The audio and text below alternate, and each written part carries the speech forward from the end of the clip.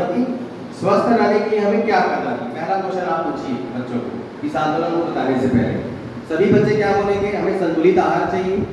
सभी बच्चे बोलेंगे हमें योगा व्यायाम करना चाहिए। लेकिन आपको कोई भी बच्चा या कॉलेज का बच्चा ये नहीं बोलेगा कि हमें नींद और आराम चाहिए। सिर्फ दो ही चीज़ बताते हैं, जबकि स्वस्थ रहने के लिए नींद और आराम फर्स्ट नंबर पे है। मेडिकल साइंस भी कहता है कि नींद और आराम ज़्यादा जरूरी, इसीलिए बड़े बड़े हॉस्पिटल बने हुए हैं। क्योंकि वो जो दवाइयाँ वहाँ पे खा रहे हैं उसको तो आप घर पे भी खा सकते हो, लेकिन वो नींद और आराम उसको हॉस्पिटल में जो मिल रहा है आपको घर में नहीं मिलेगा, है ना। इसीलिए क्या करना है, नींद, आराम और संतुलित आहार। और तीसरी चीज़ क्या है, योगा व्यायाम। या बच्चों को बोलिए कि स्पोर्ट्स गेम्स के लिए आप अगर आप व्यायाम नहीं कर सकते तो 1 घंटा 1.5 घंटा इंडोर गेम आउटडोर गेम ये बच्चों को जोड़िए, उसकी से लिंक करिए स्वास्थ्य के क्षेत्र में। बच्चों को ये बताइए कि स्वस्थ रहने के लिए हमें किस तरह का आहार खाना चाहिए। क्योंकि बच्चों को हम अगर बहुत छोटे बच्चे हैं तो उनको ब्लड डोनेशन के बारे में नहीं बता सकते, कैंप के बारे में नहीं बता सकते, है ना। तो उनको हेल्दी रहने के लिए कैसे फूड खाने हैं, प्रोटीन कितना लेना है, कार्बोहाइड्रेट कितना लेना है, विटामिन लेना है, मिनरल्स लेना है, किस तरह की चीज़ें बताइए। खाना खाने से पहले हाथ धोना चाहिए, है ना। खाना खाने के बाद और क्या ऐसा चीज़ खाना चाहिए जिससे इम्यूनिटी बढ़ती है, इम्यूनिटी को बढ़ाने वाली चीज़ें खानी चाहिए। आजकल के बच्चे फल्स फ्रूट्स नहीं खाते, उनको फ्रूट्स के बारे में बताइए कि खाने से आपको दिमाग बढ़ेगा, ये खाओगे तो हेल्दी रहोगे, है ना। इस तरह की आँखों की रोशनी तेज होगी। तो ये आप पूरा एक पिक्चर बना लीजिए कि किस लेवल के बच्चों को क्या बोलना। तो ये तीसरा जो आंदोलन है ये इसी तरह का होता है। हम लोग जो है रक्तदान शिविर करते हैं, योगा का क्लासेस भी चलाते हैं। और योगा डे पे तो हमारे पास समय कम होता है और हमारे पास मेंबर्स कम हो जाते हैं, इतने कॉल आते हैं योगा डे के। और हम लोग क्योंकि डॉक्टर हैं, पैसे से 2 डॉक्टर हैं, तो हम लोग शिविर भी लगाते हैं। तो जैसे आप स्कूल जाएंगे तो वहाँ पे अक्सर एनसीसी और स्काउट्स में यहाँ पे भी होगा। तो एनसीसी और स्काउट्स के बच्चों को आप टारगेट कीजिएगा। एनसीसी और स्काउट्स के बच्चों में थोड़ा सा सेवा भाव जगाया जाता है, उनके अंदर पहले से भाव होता है। तो जब आप पकड़ेंगे तो उनमें से 2-3 बच्चे क्षण के आपके साथ आते हैं। अब वो बिल्कुल डेडिकेटेड बच्चे रहते हैं जो बिल्कुल इंटरेस्टेड रहते हैं। तो हम लोग की स्काउट गाइड्स में भी जाते हैं, एनसीसी में भी जाते हैं, एनएसएस में भी जाते हैं। इस तरह से हम लोग भी शिविर में जाते हैं और उन बच्चों को जोड़ते हैं अपने आप से। चौथा जो आंदोलन है स्वावलंबन का है। अब यहाँ पे स्वावलंबन का मतलब ये होता है कि अब स्वावलंबन है, अपने आप पे डिपेंड होना है, किसी और पे डिपेंड नहीं होना, ये स्वावलंबन हो गया। लेकिन होता क्या है, बच्चों को जब स्वावलंबन बोलेंगे ना तो वो थोड़ा सा उनको उबारी आने लगती है, स्वावलंबन क्या है। तो बच्चों को बताइए कि क्या आप स्वावलंबी हैं, पहले क्वेश्चन करिए क्या आप स्वावलंबी हैं। सारे बच्चे बोलते हैं नहीं है, क्योंकि सबको ये लगता है कि काम करना, नौकरी करना, बिजनेस करना ही स्वावलंबन है। फिर उनका स्टार्टिंग से देखिए कि सुबह सो के उठते हैं बच्चे तो अपना बिस्तर कौन ठीक करता है। ज़्यादातर बच्चे नहीं करते, माँ बाप करते हैं। उनको बताइए कि अपना बिस्तर खुद ठीक करिए, ठीक है। जूठा थाली जो है आपको जहाँ पे धुलता है वहाँ तक लेके जाइए, ठीक है। नहीं धुलते आप लेके जाइए। अपना घर में गाड़ी है, अपने घर की जो सफाई है, अपने घर का जो सोफा सेट है, या हर रविवार में उसको थीम दीजिए कि हर मैं पंजाब में जब आगे की पढ़ाई कर रहा था, पीजी कर रहा था, तो जिसके घर में रहता था मैं देखा संडे को सारे बच्चे मिल करके सुबह 6 बजे उठकर पूरा जाला वाला निकालना, साफ सफाई करते, पूरे उनका एक रूटीन था। हर एक संडे को बिल्कुल सब लोग मिल के पूरी घर की सफाई करते थे। मैंने पूछा कि क्या है करके, बोले नहीं हमारे यहाँ का रूल है, गुरुद्वारा में बोला जाता है कि आप हर संडे को सब लोग मिल करके घर की सफाई करें। देखिए कितना अच्छा संस्कार है। तो ये चीज़ हम बच्चों को भी बोल सकते हैं कि आप अगर भाई बहन है, माता पिता है, सबको को लेके संडे को या कोई भी एक दिन फिक्स कर लीजिए, उस दिन पूरे घर की सफाई कीजिए। तो बच्चों की रूटीन में जब वो आने लगता है तो ऑटोमेटिकली वो स्वावलंबी होने लगता है ना।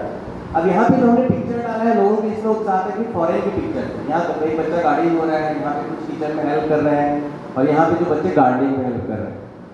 ये पिक्चर बाहर देश के हैं, यहाँ के नहीं है। उसका कारण ये है कि विदेशों में क्या होता है, जब बच्चा 8th क्लास पास करता है, 9th में जाता है, तो उसका पॉकेट मनी बंद कर दिया जाता है। विदेशों में एक कल्चर है, उसको अपना मनी खुद ही अर्न करना पड़ता है पॉकेट में। वो लोग क्या करते हैं, बगल वाले अपने पड़ोसी के यहाँ गाड़ी धोते हैं, कोई किचन में हेल्प करता है, वहाँ पे कल्चर है। कोई वहाँ किसी के यहाँ गार्डन में काम करते हैं, जो अर्निंग होती है उसी से उनको पॉकेट चलता है। हमारे यहाँ ये चीज़ नहीं होती। अगर हमारे घर का बच्चा बगल वाले घर पे जाकर गाड़ी धो दिया, अगर कोई 10-20 रुपये दे दिया तो हम उसको 4 तमाचा पहले मारेंगे कि बगल वाले घर में जाकर तो गाड़ी क्यों धो रहा है। क्योंकि यही रीज़न है कि आज भारत में बेरोजगारी बढ़ रही है। इसका रीज़न यही, हम बच्चों को काम को छोटा बड़ा करना सिखा दिए कि छोटा काम ये बड़ा काम, ये अच्छा काम ये बुरा काम, ये हम बचपन से उसको सिखाते रहते हैं।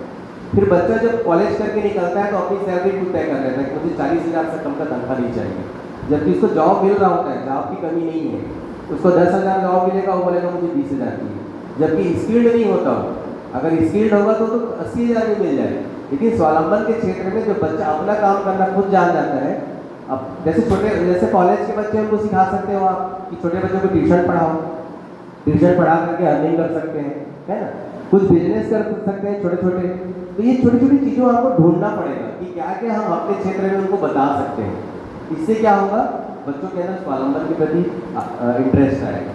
और जब बच्चे स्वावलंबी होंगे तो क्या होगा, है ना, अब क्या होगा स्वावलंबी होने से, उसके फायदे गिनाइए उनको कि उनसे धीरज रहेगा, जब वो बाहर पढ़ करके निकलेगा तो उसके अंदर पेशेंस रहेगा, उसे हड़बड़ी नहीं होगी कि मुझे काम नहीं मिल रहा है। दूसरा, वो अपना काम स्वयं करने के आदी रहेंगे, है ना, फैसले लेने की आज़ादी रहेगी, उसको खुद को फैसला लेना होगा कि मेरे ऊपर काम की जिम्मेदारी है, तो कौन सा काम अच्छा है कौन सा बुरा है, वो अपना डिसीजन मेकर होगा। वो घर के काम में हाथ बटाने को कहे बच्चों को, है ना, जैसे मम्मी सब्जी काटती है तो थोड़ा सा कहे कि थोड़ा सब्जी सुधार दो, या सब्जी को फ्रिज से निकाल दो, या कुछ ना कुछ छोटा काम बच्चों से करवाए। जब बच्चे गलती करते हैं तो गलतियों से सीखने के बारे में बताएं, गलतियों से निराश होने के बारे में न बताएं। जब बच्चे गलती करते हैं उनको बताइए कि जब एक ही गलती आप बार बार करते हैं तो वो अपराध हो जाता है ना, उसको सुधारता है, गलतियों को सुधारता है। बच्चों को हमेशा परिश्रम करने को कहें, शॉर्टकट मेथड कभी ना बताएं कि आप ये नहीं कर सकते तो शॉर्टकट मेथड ये है।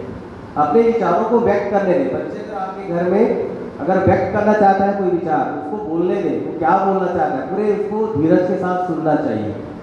दूसरे बच्चों से दोस्ती करना सिखाएं। कई बार आजकल हर एक घर में कैलकुलेटेड हो गया है, घर में सब कुछ हो गया तो घर से बाहर बच्चा जाता नहीं है, तो उसको कम्युनिकेशन गैप आ रहा है, बच्चे को बात करना नहीं आ रहा है, तो दूसरे बच्चों से दोस्ती करना सिखाएं। पैसे की कीमत सिखाएं, जैसे गुल्लक खरीद के लाए घर में और गुल्लक में सिक्के डाल के थोड़े थोड़े पैसे जो उनको मिलते हैं गैस से या कहीं कभी आप भी दिए तो उनको जमा करना सिखाएं, है ना, पैसे की कीमत समझते हैं बच्चे। और विद्यार्थियों पे भरोसा दिखाएं।